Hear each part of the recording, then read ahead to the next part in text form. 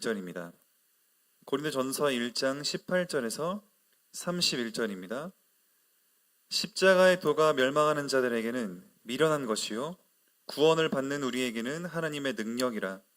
기록된 바 내가 지혜 있는 자들의 지혜를 멸하고 총명한 자들의 총명을 폐하리라 하였으니, 지혜 있는 자가 어디 있느냐? 선비가 어디 있느냐? 이 세대의 변론가가 어디 있느냐? 하나님께서 이 세상의 지혜를 미련하게 하신 것이 아니냐?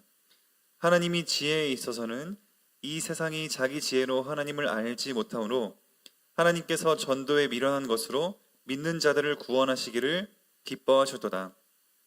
유대인은 표적을 구하고 헬라인은 지혜를 찾으나 우리는 십자가에 못 박힌 그리스도를 전하니, 유대인에게는 거리끼는 것이요 이방인에게는 미련한 것이로되 오직 부르심을 받은 자들에게는 유대인이나 헬라인이나 그리스도는 다 하나님의 능력이요 하나님의 지혜니라. 하나님의 어리석음이 사람보다 지혜롭고 하나님의 약하심이 사람보다 강하니라. 형제들아, 너희를 부르심을 보라. 육체를 따라 지혜로운 자가 많지 아니하며 능한 자가 많지 아니하며 문벌 좋은 자가 많지 아니하도다.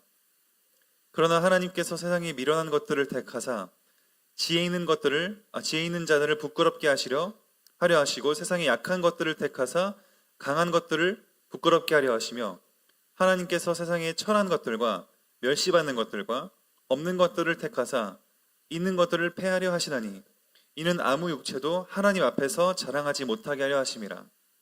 너희는 하나님으로부터 나서 그리스도 예수 안에 있고, 예수는 하나님으로부터 나와서 우리에게 지혜와 의로움과 거룩함과 구원함이 되셨으니, 기록된 바 자랑하는 자는 주 안에서 자랑하라 함과 같게 하려 함이라. 아멘. 우리 오늘 말씀은 하나님의 지혜와 세상의 지혜입니다. 우리 오늘 이 전체를 봐도 문맥에서 강조하고자 하는 것은 과연 지혜가 무엇이냐. 그 당시에도 지혜에 대한 고민은 굉장히 많았고 철학적인 고민은 많이 있었습니다. 주류 학파들도 있었고, 그거에 따라서 우리 사람들의 그 가치관도 많이 달랐습니다. 그런데 여기 보면은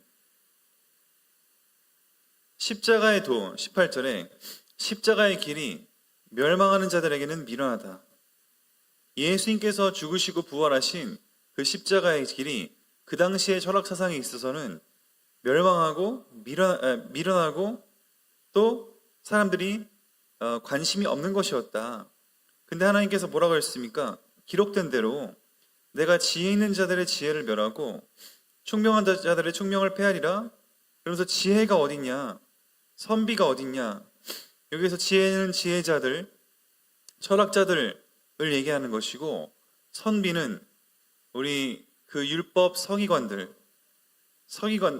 같은 사람들을 얘기하는 것이고, 이 세대의 변론가는 또 지혜 있는 자들인데, 사실 우리 변론을 한다라고 생각하면 얼마나 지혜가 있는 사람입니까? 기본적인 지식과 또 변론, 우리 그 미국에서도 많이 발전된 것이 변증학이라는 것인데, 우리 변증학 하는 사람들은 기독교 역사만이 아니라 세계사와 철학사, 그리고 일반 상식부터 모르는 것이 없습니다. 그래서 일반 사람들이 안 믿는 무신론자들이 질문할 때 그것을 적당한 그 언어로, 적당한 그런 단어들로 그 복음을 변증해야 되는 상황인데, 얼마나 변론가들이 지혜롭고 또 똑똑한지 모릅니다. 근데 그런 사람들이 어디 있냐는 겁니다. 하나님의 구원을 받아들이는 입장에서 하나님께서 이 세상의 지혜를 미련하게 하신 것이 아니냐.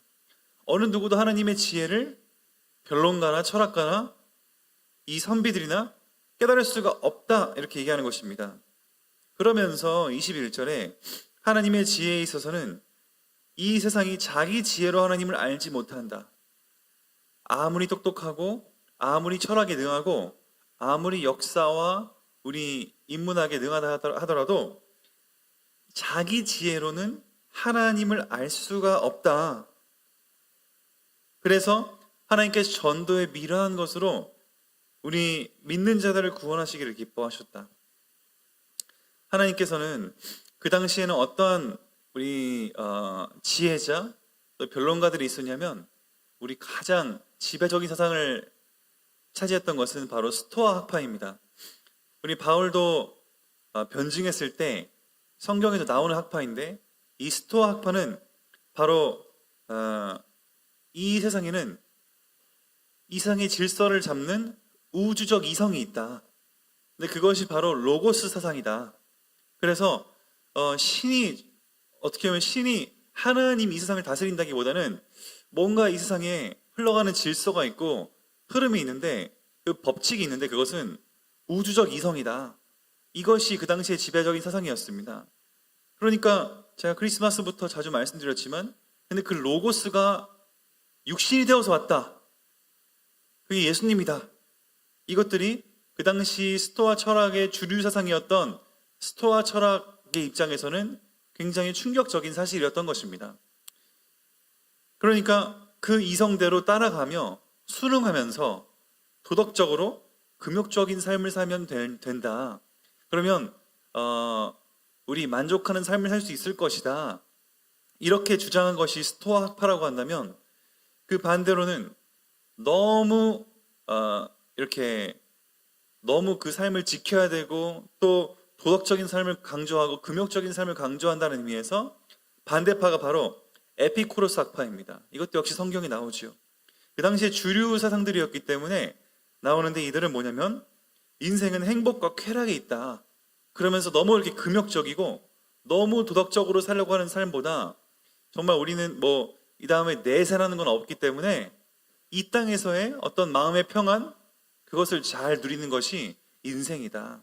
돛 닦는 것 같은 개념에서 방탕한 삶을 산다기보다는 돛 닦는 것처럼 마음의 평안함을 누리고 마음의 행복과 쾌락을 누리는 것이 바로 인생이다. 이렇게 주장했던 또 극반대파의 입장이 있었습니다. 그러니까 그러면은 그렇게 한들 마음의 평안함을 누리는 사람들이든 도덕적으로 또 금욕적으로 어떤 삶의 어떤 더 이 높은 수준을 살려고 하는 사람들이든 간에 그 세상의 지혜로는 하나님을 알지 못한다라고 21절에 기록이 되어 있는 것입니다. 그 당시에 지배적이었던 철학 사상으로는 하나님 만날 수 없다. 우리 에피쿠로스 학파는 해봤자 마음의 평안. 그러니까 에피쿠로스 학파 입장에서는 예수님이 오신 것이 받아들이기 힘든 겁니다. 아니 마음의 평안함을 얻어야 되는데 뭐하러 저렇게 십자가 고난 받냐 이겁니다. 저렇게 고통스러운 길을 가냐. 그냥 마음의 평안함과 그 마음의 행복을 찾으면 되는 것이지. 약간 불교스러운 느낌이 있죠. 지금 보면은. 그리고 스토아 학파로서는 아니 어떻게 우주적 이성 로고스가 말씀 육신이 되어서 오냐. 그러면서 금욕적으로 도덕적으로 완벽한 삶을 살았다면 예수님처럼 십자가를 못 박혀 죽을 수가 없다. 저거는 실패한 삶이다 이러면서 스토아 학파 입장에서도 그들을 예수님을 받아들일 수가 없었던 것입니다.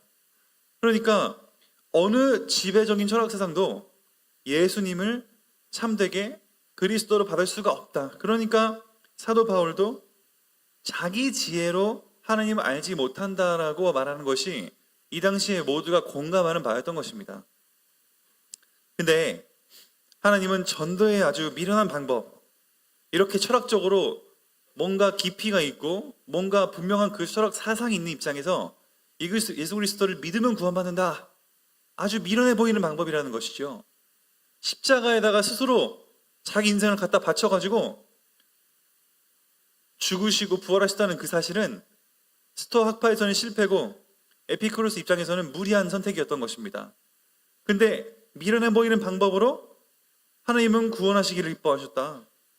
유대인들은 여전히 기적을 구하고 엘리야처럼, 그리고 헬라인은 지혜, 아까 말씀드린 이러한 스토아나 에피쿠로스 같은 학파들의 지배적이었던 그러한 뭔가의 어떤 지혜를 구하는데 우리는 십자가에 못 박힌 그리스도를 전한다.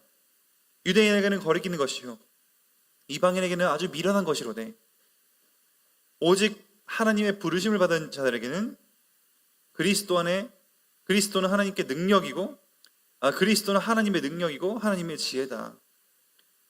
하나님의 어리석음이 사람의 지혜보다 지혜롭고 하나님의 약하심이 사람보다 강하다. 이렇게 하면서 진짜 지혜가 뭐냐.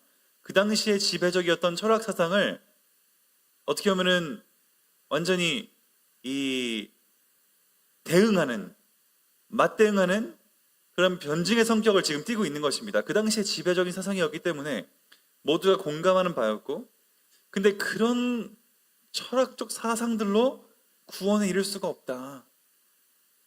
귀 있는 자들은 들을지어다라는 예수님의 말씀처럼 정말 이 진리를 전하고 있죠. 그러면서 교회 공동체 얘기하는 얘기입니다. 이거는 앞에 거는 지금 세상의 어떤 철학 사상과 지혜자들을 어떤 얘기하면서 아우르는 것이었다고 하면 26절부터 29절까지는 교회 내 공동체로서 여러분들을 봐라. 그러면은 이제 여러분 고린도 교회 여러분 보세요. 이렇게 문제 많은 여러분도 이런 철학 사상에 영향받아가지고 극단적 금욕주의로 가는 사람도 있고, 또 반대로 마음의 쾌락을 위해서 또 잘못 오해하는 사람도 있고, 그런데 그런 여러분 잘 생각해 보십시오. 이런 얘기입니다.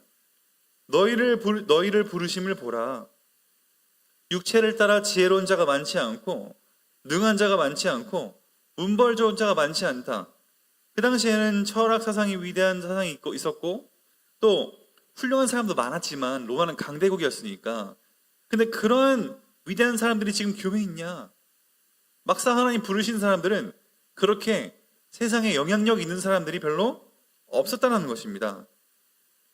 그러면서 문벌 좋은 자 많지 않다. 27절에 그러나 하나님께서 세상에 미련한 것들을 택하사 지혜 있는 자들을 부끄럽게 하려 하시고 세상에 약한 것들을 택하사 강한 것들을 부끄럽게 하려 하시며 하나님께서 세상에 천한 것들과 멸시받는 것들과 없는 것들을 택하사 있는 것들을 폐하려고 하시나니 이는 아무 육체도 하나님 앞에서 자랑하지 못하게 하려는 것이다.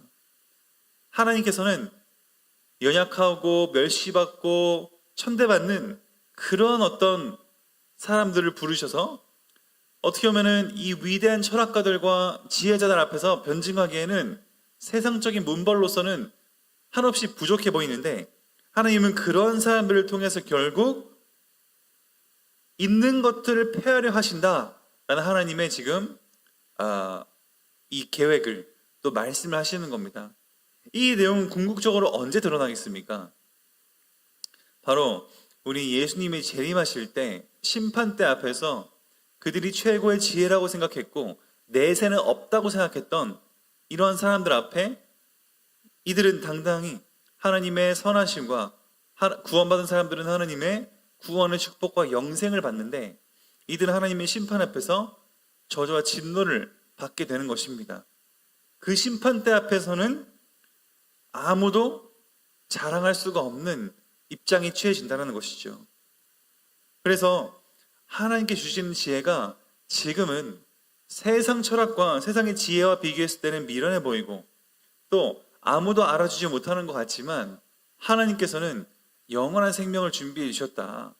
그러면서 하나님께서 주신 하나님의 지혜와 세상의 지혜와는 비교할 수가 없고, 여러분이 갖고 있는 지혜는 저 세상 사람들이 가지고 있는 지혜보다 훨씬 뛰어난 어마어마한 생명의 지혜요, 영생의 지혜, 또 이 창조자의 지혜이기 때문에 여러분 복음을 부끄러워하지 마시기를 바란다 라는 얘기겠습니다.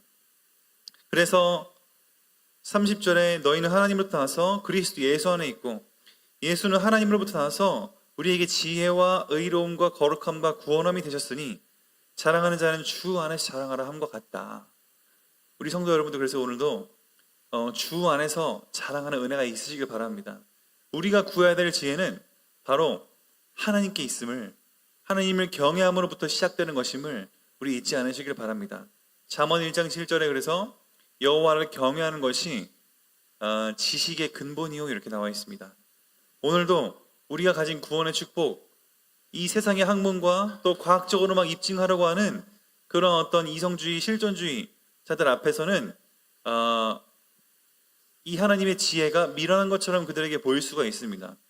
그것들은 다 이 약한 사람들이나 믿는 것이다 이렇게 주장할 수가 있는데, 우리는 그러한 세상 속에 살고 있지만 우리는 하나님의 영원한 생명을 소유한 자요, 내세가 보장된 자요, 죄와 저주로서 죽음의 법에서 해방된 자임을 믿고 이 복음의 축복이 우리 안에 더욱더 깊이 묵상이 되고, 특히 오늘 우리 선거날에 우리 오늘 기도하면서 하나님의 공의가 실현이 되고 하나님께서 정의와 공의가 흐르는 나라가 되게 해달라고 함께 기도하시면서 오늘 마무리하겠습니다. 기도하겠습니다. 살아계신 하나님, 감사합니다.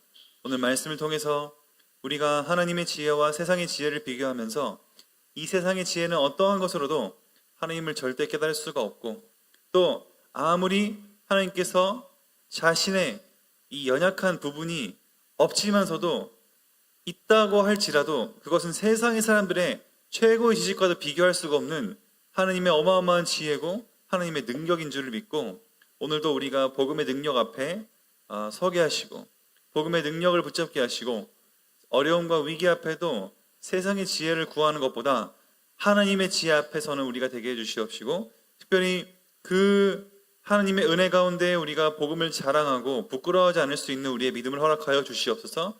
예수 그리스도의 이름으로 감사하며 기도드립니다. 아멘.